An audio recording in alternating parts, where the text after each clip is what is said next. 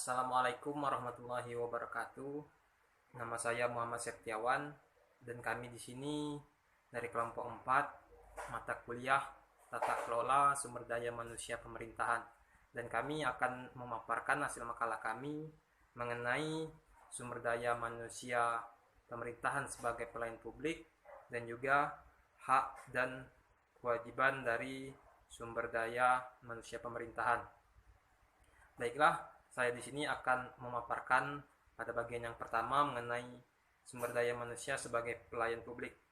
Jika kita berbicara mengenai sumber daya manusia, tentu tidak ada ujungnya. Karena apa? Karena sumber daya manusia adalah hal yang paling penting dalam menjalankan organisasi dan mencapai tujuan dari organisasi tersebut.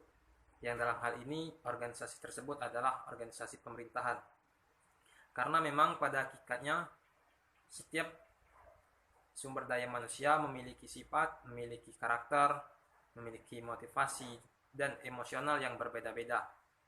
Oleh karena itu, salah satu tanggung jawab organisasi adalah memperoleh, menata, memotivasi, dan mengendalikan sumber daya manusia untuk mencapai kemajuan organisasi dengan cara yang efektif.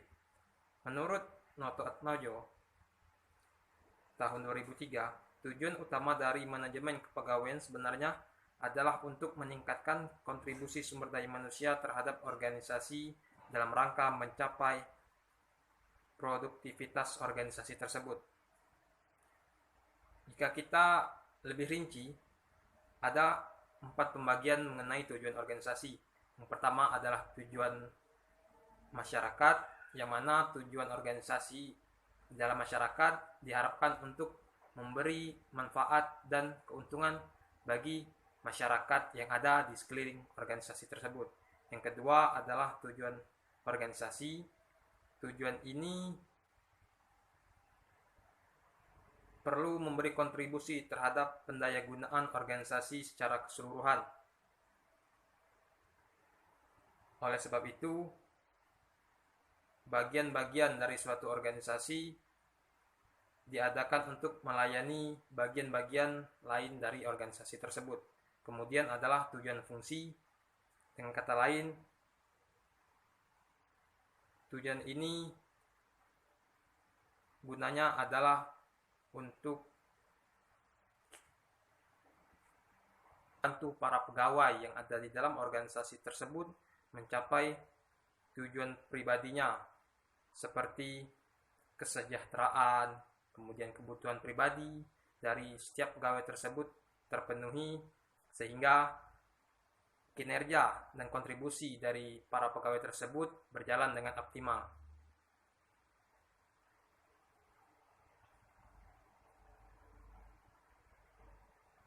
Belum optimalnya kinerja dari aparatur organisasi tersebut, yang dalam hal ini adalah organisasi pemerintahan, itu bisa kita temui dengan seperti banyaknya keluhan yang disampaikan oleh masyarakat atas pelayanan publik. Kemudian juga sering kita temukan penyalahgunaan wewenang, baik dalam bentuk korupsi, kolusi, nepotisme, dan juga penempatan aparatur pemerintahan yang tidak sesuai dengan keahlian dari sumber daya manusia tersebut. Selanjutnya, selain permasalahan kinerja, tuntutan pembaruan atas manajemen sumber daya manusia juga datang dari publik selaku penerima dan objek pelayanan yang diberikan oleh pemerintah, seperti pelayanan yang lambat, budaya pelayanan yang tidak berorientasi pada kepuasan pelanggan, ataupun ketidakmampuan petugas dalam menangani keluhan, merupakan warna-warni yang masih sering terjadi dan menyebabkan masyarakat itu seperti lebih baik berurusan dengan swasta daripada berurusan dengan instansi pemerintahan, seperti itu. Dan juga faktor tuntutan masyarakat akan pelayanan dan penyelenggaraan pemerintahan yang baik adalah cermin hidupnya dan aktifnya partisipasi masyarakat dalam mewujudkan penyelenggaraan pemerintahan yang baik, dan juga perkembangan demokrasi dan iklim politik yang kian terbuka lebar juga menjadi latar belakang perlunya dilakukan reformasi atas pengelolaan sumber daya masyarakat tersebut.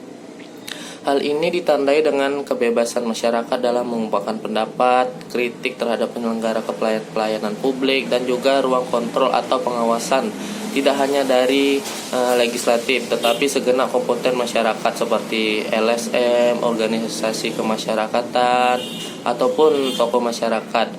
Jadi kesimpulannya adalah pembenahan atas pengolahan sumber daya masyarakat ini akan berdampak terhadapnya jalannya birokrasi yang efektif dan efisien, sehingga cita-cita mewujudkan tata kelola pemerintahan yang baik jelas, bukan sekedar angan-angan belaka. Jadi seperti itu. Baiklah, di sini saya akan melanjutkan pemaparan dari materi kami. Keberhasilan birokrasi pemerintahan tersebut juga dimulai dengan perumusan visi terhadap pembinaan sumber daya manusia.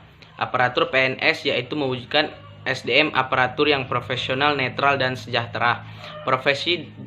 Profesional ditandai dengan PNS yang memiliki wawasan yang luas, dapat memandang masa depan, memiliki kompetensi di bidangnya, memiliki jiwa kompetitif, bersaing secara jujur dan sportif, serta menjunjung tinggi etika profesi. Sedangkan netralitas PNS dimaksudkan bahwa PNS harus netral dari pengaruh semua golongan dan partai politik, serta tidak diskriminatif dalam memberikan pelayanan kepada masyarakat. Oleh karenanya, PNS dilarang menjadi anggota pengurus partai politik. Adapun sejahtera diwujudkan dengan PNS yang memperoleh gaji yang adil dan layak sesuai dengan kinerja yang dibebankan kepadanya. Mendapatkan dana pensiun sebagai 12 jaminan hari tua kepada para pensiunan atas jasa pengabdiannya yang telah diberikan kepada para pensiun atau jasa dan pengabdiannya telah diberikan kepada pemerintah atau masyarakat. Basis kompetensi sebagai strategi mewujudkan keberhasilan pengelolaan PNS tersebut ditunjang dengan peningkatan profesionalisme dan disiplin sumber daya manusia PNS sebagai salah satu unsur birokrasi, sehingga dalam menjalankan tugas dan fungsinya PNS dapat memberikan pelayanan terbaik kepada masyarakat dan lebih meningkatkan produktivitas kerjanya. Kesejahteraan PNS tersebut didasarkan pada analisis jabatan, standar kinerja dan hasil kerja, serta standar kompetensi melalui penerapan sistem reward dan punishment. Dengan demikian akan tercipta iklim kompetisi para PNS untuk berlomba-lomba mewujudkan kinerja yang terbaik dan optimal bagi organisasi. Faktor pendukung lainnya yaitu memerlukan strategi pengutan dan pengembangan. Baik, nama saya Latifah.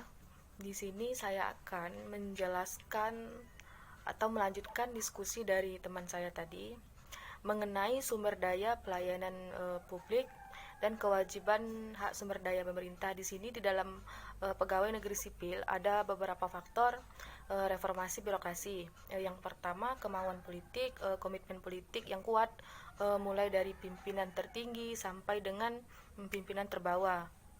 Maksudnya adalah seluruh aparatur negara dalam bentuk tekad untuk melakukan reformasi birokrasi. Yang kedua, kesamaan resepsi dan tujuan, perlu adanya kesamaan pandangan dan cara berpikir setiap aparatur negara bahwa reformasi birokrasi harus dijalankan demi meningkatkan kualitas hidup aparatur dan kualitas hidup masyarakat. Yang ketiga, konsistensi dan berkelanjutan itu sangat diperlukan dalam rangka pelaksanaan reformasi birokrasi. Itu merupakan proses yang panjang berkelanjutan. Maksudnya adalah konsistensi disiplin untuk menyesuaikan dengan rancangan induk reformasi dan peraturan undang-undang. Yang keempat, ketersediaan dana atau anggaran, memerlukan dana yang cukup besar untuk melakukan kesejahteraan reformasi birokrasi atau untuk melakukan kesejahteraan pegawai. Yang kelima, dukungan masyarakat dalam pelaksanaannya itu perlu dukungan dan partisipasi masyarakat, dan sistem kontrol yang efektif. Mungkin hanya itu saja. Selanjutnya akan dilanjutkan oleh teman saya. Sekian, terima kasih. Nama saya Nur Hikmah. Saya akan melanjutkan menjelaskan materi yang kami paparkan. Di sini saya akan menjelaskan mengenai hak dan kewajiban SDM pemerintahan. Lebih tepatnya saya akan menjelaskan mengenai hak SDM pemerintahan. Dasar dari adanya hak adalah manusia mempunyai berbagai kebutuhan yang pemicu bagi dirinya untuk memenuhi kebutuhannya, seperti bekerja untuk mendapatkan uang untuk memenuhi kebutuhannya. Manusia dalam kajian ekonomi adalah sumber daya karena memiliki kecerdasan. Melalui kecerdasan yang semakin meningkat dapat dikatakan sebagai Homo sapiens, Homo politicus, dan Homo economicus. Dan dalam kajian yang lebih mendalam dapat dikatakan bahwa manusia adalah zoopolitikon. Adapun hak-hak pegawai aparatur sipil negara menurut Undang-Undang Nomor 5 Tahun 2014 Pasal 21, yaitu pegawai negeri sipil berhak atas yang pertama gaji, tunjangan dan fasilitas, yang kedua jaminan pensiun dan jaminan hari tua, yang ketiga cuti, yang keempat perlindungan, yang kelima pengembangan kompetensi. Hak pegawai pemerintah dengan perjanjian kerja PPPK berhak memperoleh yang pertama gaji dan tunjangan, yang kedua cuti, yang ketiga perlindungan, dan keempat pengembangan potensi. Hak-hak yang dijelaskan tadi yang saya paparkan dapat dijelaskan dalam yang dimaksud hak gaji. Maksudnya pemberian gaji disebabkan dapat pemenuhan kebutuhan mereka, dapat hidup lebih layak dari hasil kinerja mereka. Hak yang dimaksud dengan hak cuti yang seperti dipaparkan di atas, yang merupakan hak pegawai negeri sipil dalam rangka menjamin kesegaran jasmani, rohani, serta kepentingan kepegawaian. Di sini cuti itu maksudnya untuk merelaksasikan kebutuhan mereka masing-masing.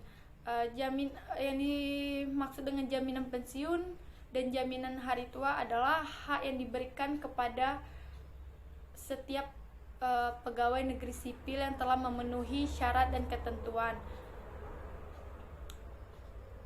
Kenapa? Karena berhak atas pensiun tersebut. Pensiun yang diberikan sebagai balas jasa terhadap pegawai bertahun-tahun mengabdi dirinya kepada negara. Untuk mendapatkan hak pensiun harus memenuhi syarat ketentuannya. Yang pertama, telah mencapai usia sekurangnya 50 tahun. Yang kedua, telah diberhentikan dengan hormat sebagai pegawai negeri sipil. Yang ketiga, memiliki jasa kerja sekurang-kurangnya 20 tahun. Hak perlindungan yang diberikan oleh pegawai negeri sipil maksudnya apabila pegawai negeri sipil ditimpa oleh suatu kecelakaan dalam atau karena sedang menjalankan tugas kewajibannya, maka pegawai negeri berhak atas perlindungan atas sesuatu kecelakaan itu dengan memperoleh perawatan, dan pegawai negeri itu tetap menerima penghasilan penuh. Pegawai negeri sipil apabila mengalami cacat jasmani dan rohani dalam hal karena menjalankan tugasnya dan tidak dapat bekerja kembali, berhak atas perlindungan, yaitu dengan memberi tunjangan tersebut. Baik, terima kasih. Perkenalkan, nama saya Reski Amalia Permatasari. Di sini saya akan melanjutkan pemaparan materi dari teman saya tadi di poin B, yaitu mengenai kewajiban aparatur sipil negara. Yang kita ketahui bahwa kewajiban aparatur sipil negara adalah segala sesuatu yang wajib dilakukan berdasarkan peraturan perundang-undangan. Menurut Sastrajat Mika, kewajiban pegawai negeri terbagi menjadi 3 golongan. Yang pertama, kewajiban-kewajiban yang ada hubungannya dengan jabatan. Yang kedua, kewajiban-kewajiban yang tidak langsung berhubungan dengan tugas dan jabatan, melainkan berdasarkan dengan tugas pegawai negeri pada umumnya. Yang ketiga, kewajiban-kewajiban lainnya. Berdasarkan Undang-Undang Nomor 5 Tahun 2014, ditetapkan kebijakan bahwa kewajiban aparatur sipil negara terbagi menjadi 8. Yang pertama, setia dan taat pada Pancasila, Undang-Undang Dasar Negara Republik Indonesia tahun 1945, Negara Kesatuan Republik Indonesia, dan pemerintahan yang sah. Yang kedua, yaitu menjaga kesatuan dan persatuan bangsa. Yang ketiga, melaksanakan kebijakan yang dibuat oleh pejabat yang berwenang. Yang keempat, mentaati ketentuan peraturan perundang-undangan. Yang kelima, yaitu melaksanakan tugas kedinasan dengan penuh tanggung jawab, kejujuran dan kesadaran. Yang keenam, yaitu menunjukkan integritas, keteladanan bahwa memiliki sikap yang baik pada setiap orang. Yang ketujuh, menjaga rahasia jabatan. Yang kedelapan, yaitu siap ditempatkan di berbagai daerah negara Kesatuan Republik Indonesia. Sekian pemaparan dari kelompok kami. Lebih dan kurang kami mohon maaf. Akhirul kalam. Wassalamualaikum warahmatullahi wabarakatuh.